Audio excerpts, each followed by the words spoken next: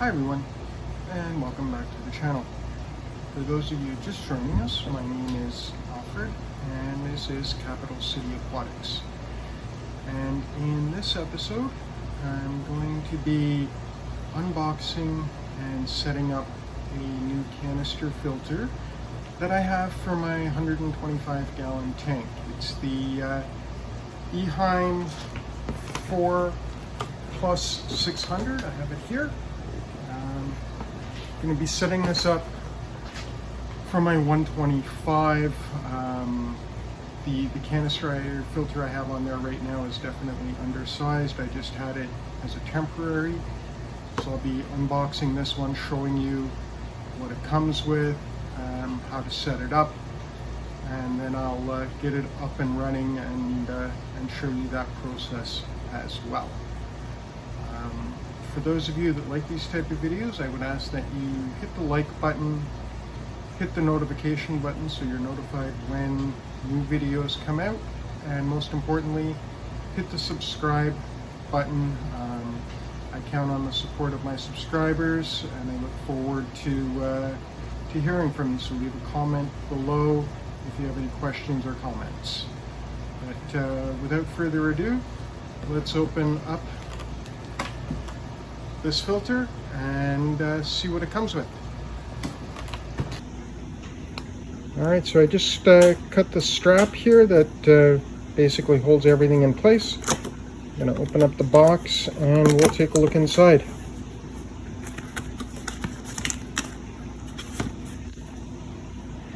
Alright, so first thing we have here is the hose.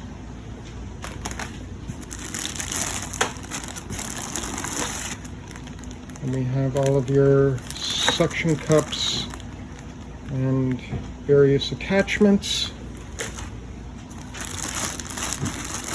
And then we have the actual filter itself. Comes in the bag there. And we have more attachments and hoses. And then we have the instruction manual.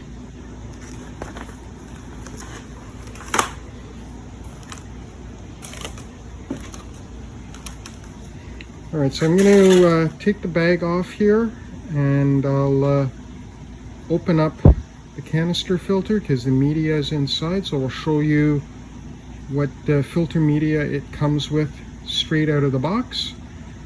And we'll look at getting everything set up. Alright, so in order to open up the canister filter here, you're going to notice these clamps on all four sides. So you're going to want to release those, and then this top section here will just lift right off. Alright, so as you can see, I've just released the clamps. They just basically pull them from here and they'll pop right out, and that way you'll be able to lift this section right off. Alright, so this is going to be basically your heart for the system here. That's where your motor is that powers the unit. You just lift this off, put it over here to the side, and then in here you'll notice all your filter media. So let's take a look at what they give us. You have your coarse blue sponge. Comes in its own little container, very handy. Then you have your next section.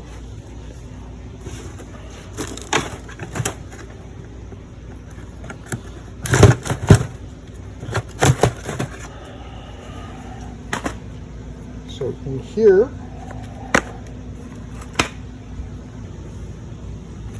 we have our white filter sponge and some of the filter media here that comes in its own little sealed bag. I'll be washing that out and putting it back in. So that's the second tray. The third tray, again, we have more filter media in a bag in its own tray. So I'll open that up and wash that off as well.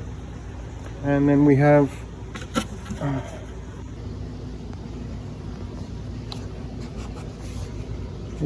two levels of just a little soft pellet that's going to be to help basically with your beneficial bacteria. Will get on here and it'll help grow on these little, they're very soft, kind of like a soft plastic. You can bend them. But yeah, they have 2 trays of those.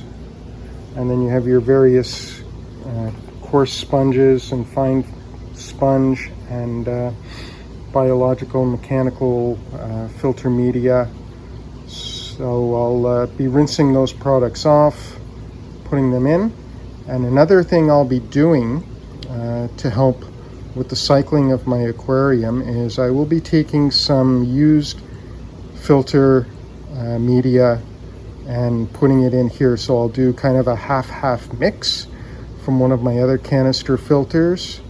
That way it will speed up the cycle process for my 125, and I'll be able to put fish in the aquarium much sooner. So stand by and I'll start getting things set up. Okay, so here we are. I have rinsed the filter media for my newer Eheim canister filter. But like I said, I'm going to speed up the cycling process for my 125. So I'll be taking some of the filter media out of my other Eheim canister filter that's been running for a while in my Bosmati rainbow tank. And I'll take some of that filter media, which is already seeded, and mix it in a formula probably half-half with what I just recently washed. And then I'll put that in my new canister filter and proceed from there. And I'll take some of this newer filter media and put it in my other canister. That way I'll be refreshing some of the filter media for this canister as well. Alright, so here we have some of the filter media from the canister filter that's been running for a while. So as you can see here, it's not quite as pristine looking as the newer filter media. So this does have some gunk on it. It is seeded. So I'll be taking this, a little bit from here, probably half of it, and adding it to my other filter. And I'll be taking half of the fresh media here. You can see it's much more clean and white. I'll be taking some of that and putting it in my my smaller Eheim filter for my 50 gallon. And I'll be doing the same with this product as well. I'll be switching out a half-half mix in each one of the canister filters. That way both of the canister filters will instantly cycle. I just have to watch the amount of fish that I put in that tank, but I don't plan on going crazy with that. So I'll go ahead and get that done. I'll prep both filters, and then I'll take the next steps with my my Eheim Pro. All right, so I have my mix done here. So it's not quite half-half, but it's very close to being half-half on both my filter media containers. So I'll be putting those back in my canister. I'll be putting my sponges in place, and then I'll set the rest of the canister filter up. So I'll show you how that's done. Okay, so after you have both trays of your plastic parts here, the next part you're going to want to add, or the next tray you're going to want to add, goes right in on top of those. All right, so after you have this level in, you're going to want to put the tray in and then the white sponge over top, and then you lock that in place, and then you just simply place that in, make sure it's secure. It all fits together very nicely. It's very compact in there, so that's good. Lots of room for filter media and sponges, which is a very nice feature. All right, so after you put your last tray of filter media in with your white sponge, then on the top level here, you're going to put your blue sponge, and then you'll put the top piece on and clip it into place. Okay, so I have everything clipped in place. Again, the clips are very easy to use. They're very sturdy and well built, and they just slide over your top section here, and with a simple push they lock in place, and there's 4 of those, 1 for each side. Now the next step, what I'll be doing is I'll be adding the vibration absorption little pads here for the feet. They're little adhesive pads. You just rip the paper off the back and you put them on the bottom of your canister filter to help absorb any vibrations that you might get from the canister filter. Okay, all right, so I've installed my little vibration absorption pads on the bottom of my canister filter. Next, I'm going to be taking a look at the hose line, measuring that to fit for the aquarium I have it set up for. I'll cut that accordingly and put my inlet spray bar connection, and then my outlet as well. So I'll get that set up for you. I'll show you how I go about taking care of that. Okay, so here we have everything that we need for our spray bar. It's the little plug here that goes in the end. You can see that. This is the spray bar itself, and then this is the hard plastic tubing that runs down over the side of the tank. And then we have our inlet valve here with the strainer on the end to prevent any fry getting sucked up into the canister filter. And then we'll attach this piece here to the bottom. This curve goes over the tank down here, and then the hose line, the soft tubing hose, will connect down to your canister filter. And we have our suction cups here. There's 4 suction cups with 4 little clips.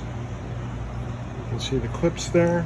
And then we have the 2 clips that'll go over the tubing right as it comes into the canister filter. So I'll go ahead and get that set up, and I'll show you how it's done. Okay, so for your spray bar, that little plug I was showing you, it just pushes into the end, and you just make sure that it's nice and tight in there so that when the filter is running, you don't have water shooting out of the end and it's coming out through all of these little holes here that you have all along the spray bar. And now in order to connect the spray bar to this piece, what you're going to have to do is you're going to have to save just a small clip of your flexible hosing, and you'll connect that piece right here on the end, and then the other piece you'll connect to the open end of your spray bar, and then that will be the way that the spray bar connects to your hard plastic tubing that goes over the side of the tank. So when you're measuring the tubing to cut, make sure to save yourself a little piece so that you can connect it later to your spray bar. And then your strainer, it just goes on the end of this hard plastic tube. You just kind of twist it in place here, not too rough. You don't want to crack your tubing. But once that's in place, then you're good to go. And then this piece here will hang out over the side of your tank, and then your flexible tubing will go down to the canister filter. And then for your suction cups, you just simply push in the little clip into the end of it here, and then you'll use those to hold your spray bar and your intake or hose line. Once you get that put in your aquarium, these will secure it to the side of the aquarium and hold everything in place. So you have 4 suction cups and 4 little clips. You just insert the clip into your suction cup, and then these are good to go. All right, everyone, so I have my canister filter underneath my 125 tank. I have the flexible hoses cut to the proper length. Then I have my intake and my outlet hoses connected properly to my spray bar and my intake here. It's very clearly indicated on the canister filter which one is which, and I have them set up appropriately. And then on my spray bar, I have that little piece right here of flexible hose that connects the hard tubing here to my actual spray bar. So I have that little piece of flexible tubing I said you needed to save to connect those 2 pieces together. And for the time being, I'm going to be running 2 canister filters on here. My new one I'm setting up just has the filter media from one of my other canister filters to speed up the nitrogen cycle, and that will kick in shortly. I'll show you how to prime the filter, and we'll go from there. Okay, so now that the canister filter is connected, I have my hose lines installed, my spray bar is installed, and my intake tubing is installed. The next step will be to prime the filter, and the way to do that is to make sure that your valve block is open. So all the way to the left is the on, you see it here, and then this is your off. So you make sure it's in the on position, fully on, and you have your prime pump button back here. You'll push that a few times in succession to start filling up your canister with water. Once that's done, then you plug it in, and it should be smooth sailing from there.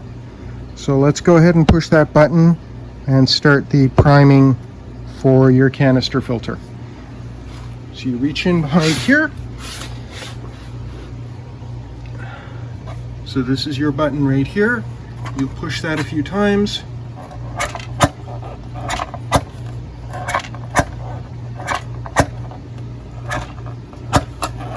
All right, so there you can see the filter, the canister filter starting to fill up with water. You can see it here. And then you can also notice it in here. You'll see the water running down here. So the filter is starting to fill up. Once you notice that it's full, then you go ahead and plug the filter in, and your canister should be running perfectly from there on in.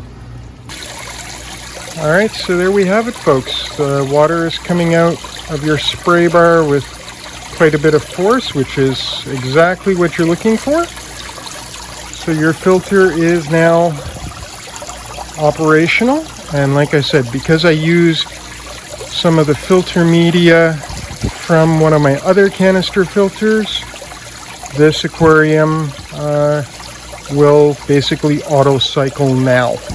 I've been using as well the CChem stability to help add beneficial bacteria to this tank. So we're pretty much good to go as far as adding fish. Now I'm not obviously going to be adding a lot of fish to begin with, just a few, like 2 or 3 fish just to begin with, get them in the tank, get them settled, see how they do, and then I will monitor them and do water testing to make sure everything is good to go. Once I'm comfortable with how the tank is testing and running, I will be adding my Bosemani rainbows to this tank. So I want to thank everyone for joining me today. That's just a quick video on how you would start up the Eheim Pro 4 600. Fairly straightforward. Looks like a very good build, very sturdy and user-friendly. And I have it now up and running in my 125, so we'll see how that does. Thanks everyone for joining me, and I'll catch you on the next video. Bye-bye now.